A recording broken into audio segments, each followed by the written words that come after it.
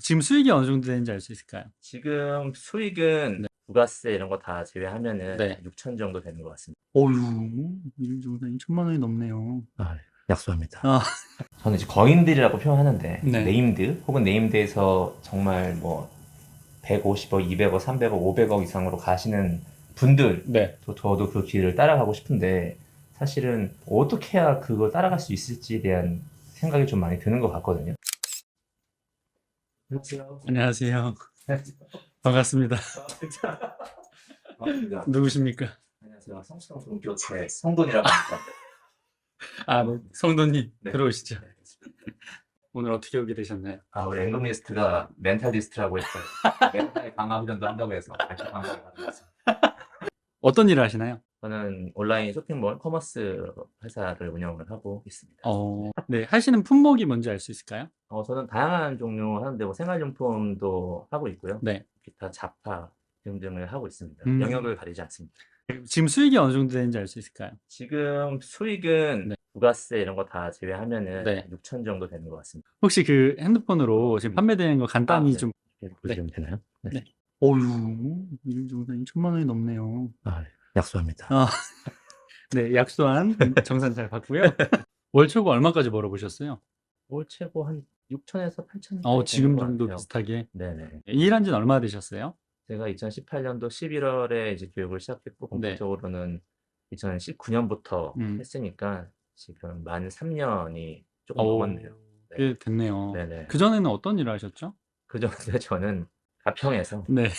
글램핑장에 운영을 오. 제가 뭐 직접 오너가 된 건 아니고요. 와. 같이 했었어요. 아니, 근데 그 타이밍이 3년 전이면 코로나 되면서 글램핑 아예 다 싹 다 안 할 때 이쪽으로 넘어온 그렇죠. 거네요. 다행히 네, 와. 다행히 운이 좋았죠.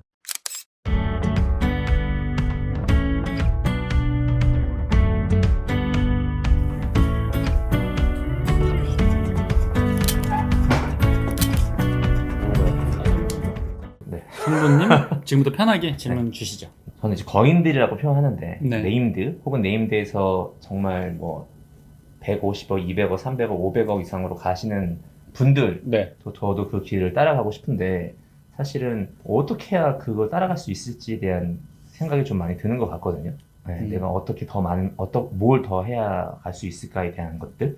네, 일단 그렇습니다. 그렇게 왜 가고 싶어요? 일단은 첫 번째는 어떤 돈에 대한 목적성이 있기보다는 그냥 어떻게 보면 이것도 인정욕이랑 가까울 수 있을 것 같아요. 내가 매출이 많이 발생했다는 거는 내가 갖고 있는 제품들이나 서비스가 많은 사람들한테 알려졌다는 거고, 네. 그게 최대한 많은 사람한테 닿았으면 좋겠다라는 바람이 있고, 더 나아가서는 뭐 실질적으로 그게 정말 도움이 됐으면 좋겠다라는 생각이 첫 번째가 있는 거고, 두 번째는 저는 이제 목표에 대해서는 굉장히 구체화되어 있어야 된다고 생각해요. 그러니까 내가 이거를 막 한 달에 300억, 400억, 500억을 한다라고 목표를 잡으면 그거에 대해서 왜 하고 싶은지를 내가 뚜렷하게 모르면 그냥 뭐 진짜 이런 말은 저는 그냥 다 원래 척하는 걸 싫어하니까 어떻게 보면 과시하고 싶어서 그렇게 벌고 싶은 경우도 많거든요. 네, 맞아요. 나 이만큼 한다. 존재감을 드러내고 싶은 건지 혹은 영향력을 보여주고 싶은 건지 인정을 받고 싶은 건지 이런 것들도 다 다른 카테고리라고 생각해요. 그래서 이제 저는 우리 성도님이 매출을 높이고 싶고 직원을 많이 만들고 싶고 세상 사람들한테 내 브랜드가 유명해지는 걸 원하는 거냐 아니면 내가 돈을 많이 가져가고 싶은 거냐 요거를 좀 얘기해 주시면 좋을 것 같아요. 우리가 두 마리 토끼를 다 잡을 수 없다고 하긴 없죠. 하지만 네. 결국 전자가 되면은 후자도 안 가능해지지 돼요. 않을까? 안 돼요? 지금 구조에서 말씀해 주신 거인들은 네. 수익 구조가 좋지 못해요. 그러면 사실은 좀 더 제가 고민해 봐야 할 문제이지 않을까라는 생각이 들긴 하긴 하거든요. 뭐 이렇게 보는 거죠. 근데 그게 나중에는 만약에 우리가 한 달에 500억을 한 2년 유지했어요. 그러면 팔 수가 있어요, 회사를. 그렇죠. 매각이라는. 그러면 내 순수익과 상관없이 큰 돈을 만들 수가 있죠. 네. 그게 목표였어야 돼요. 근데 제가 봤을 때 성도님은 욕심이 좀 있는 분이거든요. 내가 순수익이 작아지는 거를 매출이 올라가면서 반비례로 순수익이 작아지는 그 모습을 보고 싶어 하지 않을 것 같아요. 그럼 불가능해요. 일단 아시겠지만 그 거인들이 광고 비용 쓰거나 이런 거 보면 대충 아실 거 아니에요. 어마어마하게 쓰잖아요. 그거를 얼추 보기만 해도 구조가 좋지 못한 것 같다는 느낌을 받아요. 근데도 그거를 극복할 만큼 어마어마하게 팔고 있으니까 그렇죠. 유지가 되는 거죠. 그렇죠. 직원도 우리보다 훨씬 뭐 3-4배 이상 더 많고 그런 걸 관리할 능력이나 그 위에서 오는 상실감 그리고 자본주의를 좀 더 잔인하게 바라보는 어떤 자세, 시야 뭐 이런 것들이 생겨야 되는데 그런 것까지 각오가 돼 있으신지를 먼저 묻고 싶습니다. 이건 생각해볼 이건 바로 문제네요. 대답하기 좀 쉽지 않으니까. 네네. 왜냐면 말씀하신 어떤 상실감 이게 구체적으로 어떤 거인지 생각을 해보진 않았기 때문에 뭐 이게 좀 노골적으로 얘기를 하자면 직원들이 부속품이어야 좋다라는 생각까지도 하셔야 되거든요. 왜냐면 이제 지금은 우리가 5명 정도 되면 가족같이 지낼 수가 있죠. 맞아요. 내가 그 사람의 인생을 돕고자 하는 마음도 강하고. 근데 이제 20명, 30명이 되면 이름도 잘 몰라요. 왜냐면 들었다 나갔다 하고 이러니까. 그렇게 되는 게 자연스럽다라는 생각도 가지셔야 되거든요. 뭐 예를 들어서 삼성이 모든 직원들을 가족처럼 챙기지 못할 거 아니에요. 시스템으로 돌린단 말이에요. 그렇죠. 그들이 딴 데보다 더 나은 시스템이면 선택하게 하는 거고. 그렇죠. 그런 식으로 우리가 좀 용단을 내려야 되는 거죠. 사실 5명까지는 가능한데 10명 넘어가면 그게 또 안 돼요. 그 시스템으로 돌리려고 하면 내 마음이 계속 다쳐요. 지금도 다치고 있어요. 그러면 사실 그렇게 크게 갈 만한 깜냥. 방어 기제 나왔다. 그런 깜냥이나 성향. 네, 그 성향도 사실 깜냥이 포함되긴 하는데 조금 잔인하고 지독한 사람들일수록 시스템을 잘 갖추죠. 근데 이제 우리는 직원을 부속품으로 보지 않잖아요. 지금은 그렇습니다. 네. 저는 이제 알거든요. 네. 어떤 마인드로 하시는지를. 네. 그래서 그 상태라면 아마 그걸 복제해서 나가는 거는 쉽지 않을 거다라는 생각입니다. 그럼 여기서 또 다른 이제 네. 제가 고민했던 문제, 저도 사실 이것 때문에 네. 뭐 깜냥 말씀해 주시잖아요. 네. 내가 가고자 하는 욕심, 어떤 목표와 관계없이 이것 때문에 내가 이 큰 기업을 만들 수 있는 깜냥이 안 될 수도 있겠다라는 생각을 사실 해보긴 했었거든요. 그런 생각을 안 해본 거는 아니긴 했는데, 저는 근데 요즘 시대는 예전에 비해서 그래도 꽤 자유롭게 직원의 규모와 상관없이 매출을 늘릴 수 있다고는 생각해요. 네, 그게 그것도 오프라인은 절대 불가능이잖아요. 네, 네. 근데 온라인은 할 수 있어요. 한 달에 한 3억, 4억까지 순수익 보이는 거 정도로. 네. 그러니까 그거를 가능하게 한 엔터테인 멤버들이 있어서 저는 충분히 가능하거든요. 내가 돈을 목적으로 하고 스트레스 안 받으려면 그게 맞는 거고. 나는 약간 명성도 좀 필요해. 네. 나는 인정력이 있어. 네, 네, 그렇다라고 한다면 네. 지금보다 더 시스템에 집중을 해야죠. 그냥 추상적인 질문인데 네. 주변에 아무래도 뭐 그 네임드나 그런 분들 포함해서 음. 다양한 영역의 음. 훌륭한 사업가 분들 혹은 돈을 많이 버시는 분들을 많이 아실 것 같아요. 네. 그분들이 하는 뭐 생각법이라든지 네. 그분들이 거기 경지에 도달할 수 있었던 어떤 사실 방법론적인 어떤 공식은 없을 거예요. 그럼에도 불구하고 어떤 공통점 같은 게 있다면은 저는 공식이 있다라고 봐요. 네. 자본주의에서 돈을 잘 버는 사람들, 네. 각 계통에서 저는 운 좋게도 광고 일을 하니까 각 계통에 좀 뛰어난 사람들을 만날 일이 많이 있었어요. 근데 만나면 두 가지가 공통점이었는데 사고의 깊이와 결핍의 이용이었던 것 같아요. 그러니까 이제 본인이 본인을 컨트롤할 수 있지 않은 사람들이 성공 못 하잖아요. 그렇죠. 본인을 늘 컨트롤 잘하는 사람들이 실행도 잘하고 그렇게 하는데 그리고 리스크로부터도 되게 자유롭고 별로 데미지를 안 받아요. 그게 결핍 이동이 가능한 거예요. 그 사람들은. 자기 결핍을 자기가 잘 이용해요. 그게 너무 멋있었고 두 번째 사고의 깊이인데 뭔가 대화를 나눌 때 단편적인 부분만 자꾸 흡수하려는 사람이 있어요. 제가 이제 뭐 얘기를 할 때 사업가들에 대한 얘기를 지금 하고 있지만 지금 계속 얘기를 하는데 성도님이 결핍이요? 결핍이 뭐예요? 이렇게 그냥 단편적으로 자기가 듣는 어떤 단어 하나만 딱 그냥 저한테 다시 얘기를 물어보는 근데 제가 얘기하는 이 구도에서 전체 흐름에서 이 전체 맥락을 이해하는 게 더 중요하거든요. 저는 이런 거를 이해하고 흡수할 수 있는 게 사고의 깊이라고 생각하거든요. 근데 그 사고의 깊이가 얕은 사람은 한 명도 없었어요. 제가 본 돈을 많이 번 사람 말고 많이 번 사람은 되게 많은데 많이 모은 사람은 없어요. 그렇죠. 그러니까 한 달에 1, 2억 번 사람은 되게 많은데 100억 모았어? 라고 물어봤을 때 아니요. 그렇죠. 100억 모으는 사람은 그 많이 번 사람들도 훨씬 더 희귀하거든요.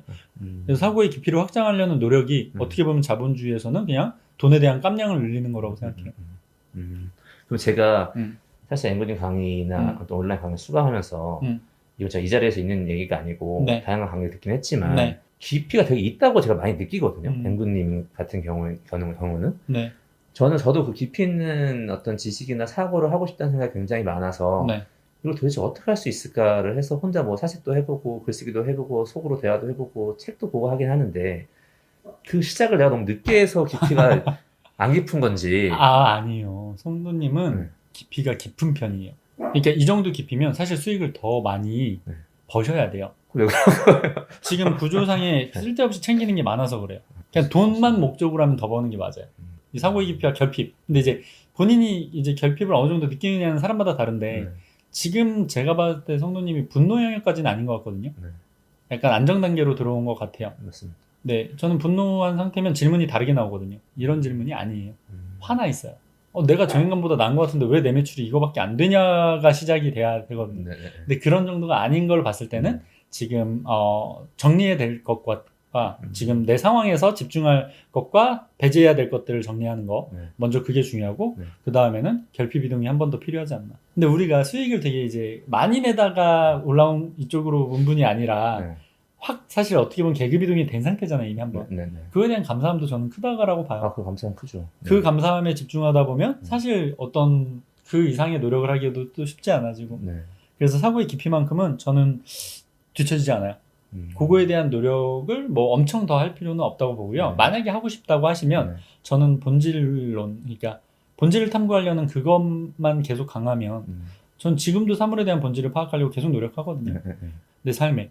적용 안 되는 모든 개념은 전 쓰레기라고 보니까 그렇게 계속 적용하려고 본질을 찾고 적용하려고 하면 사실 지금 단계에서는 아까 말씀하신 그런 거인들이 되기 위한 그 위치까지 가는 사고가 되게 깻잎 한 장 차이인 거죠.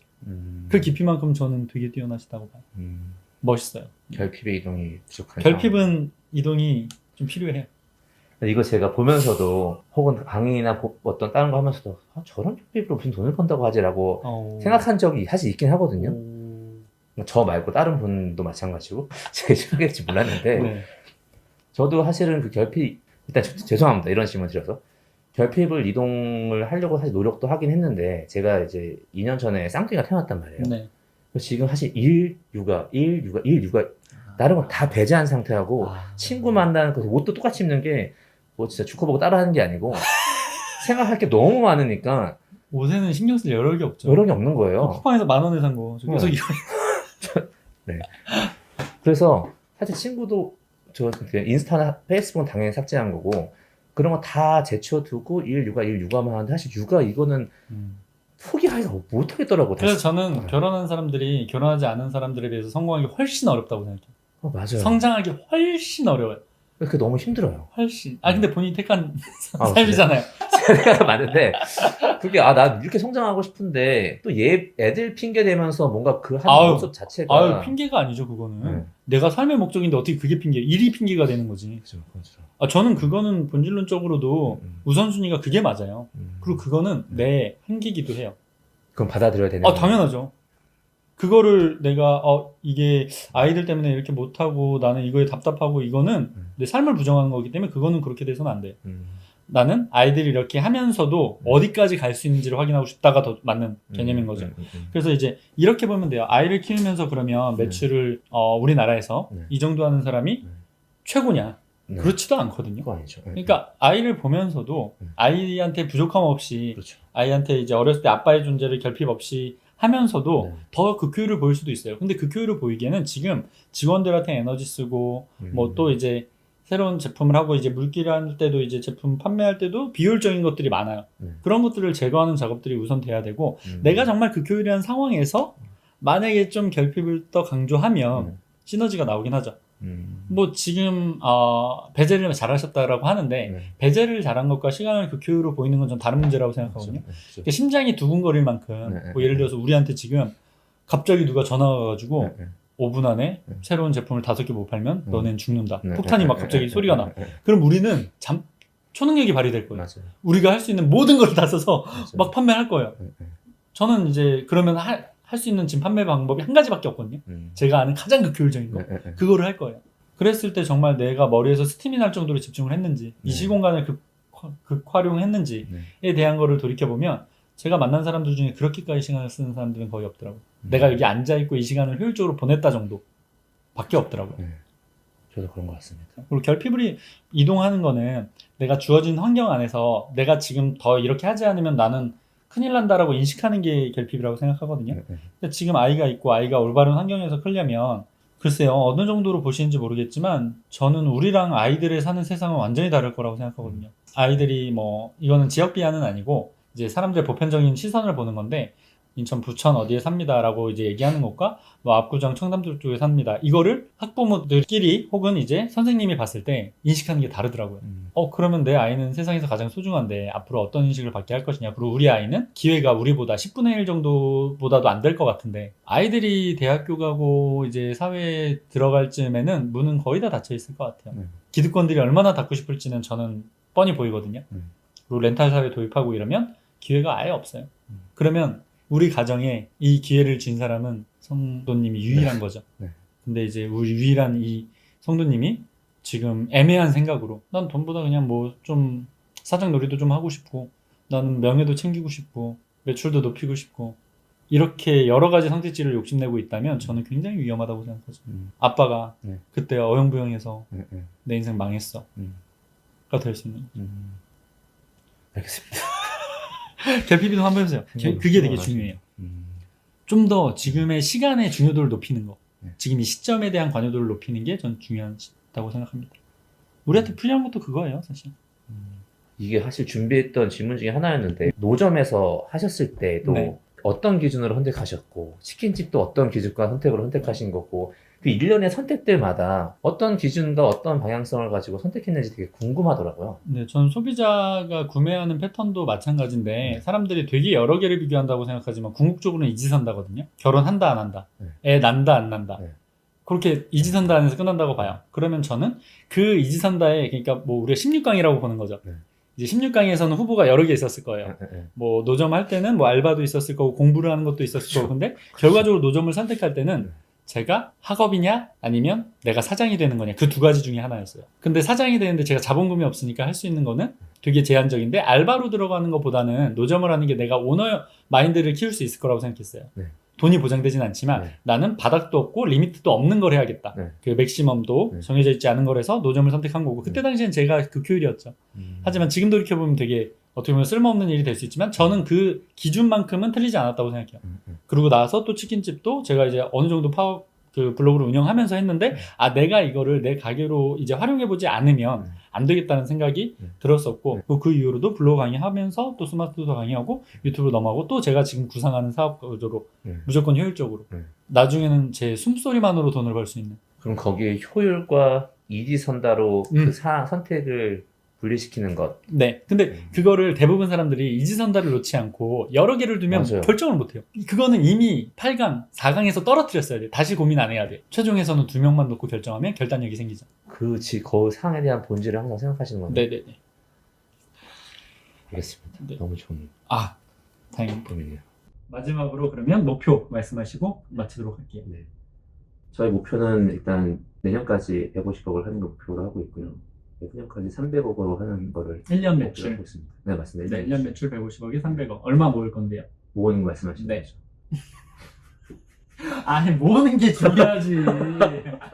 뭐 다 날리면 어떻게 해. 모으는 거는 일단 그 영업이익률대로 봤을 때는 네. 한 50억 이상은 확보해서 내후년까지? 네, 내후년.